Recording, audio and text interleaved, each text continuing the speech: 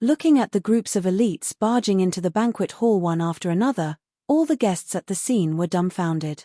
None of them expected Dustin to have such great connections. All he did was make a call, and hundreds of people came over to assist him.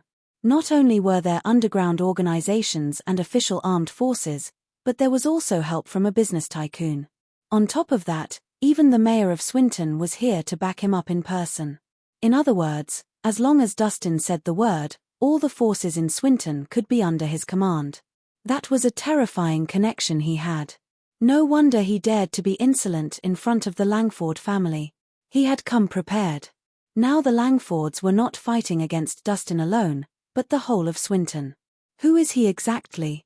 How come he can have influence over so many forces? The guests exchanged glances with one another, shocked at the turn of events. At that moment, the arrogant Langford family finally sensed that the current situation wasn't favoring them.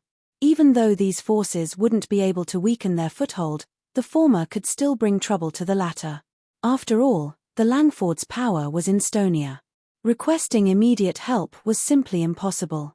It looks like I have underestimated you. After being stunned for a moment, Kingston quickly regained his composure and said, "But if you think that you can win against us with their help, then you're wrong." The Langford family had been an influential family in Stonia for generations. Whether it was power or connections, they were way stronger than the ones in Swinton. "Rhys, indeed, you have more people with you. But what can you do about it?" Lewis sneered, "They are just a bunch of shrimp." In his eyes, Swinton's powers were akin to ants. He could even easily get rid of them if he wanted. This was how strong an affluent family from Stonia was. "If they can't, what about me?" Right then, a loud and clear voice pierced the air. A well-dressed, handsome man walked dauntlessly into the banquet hall with a few female officers.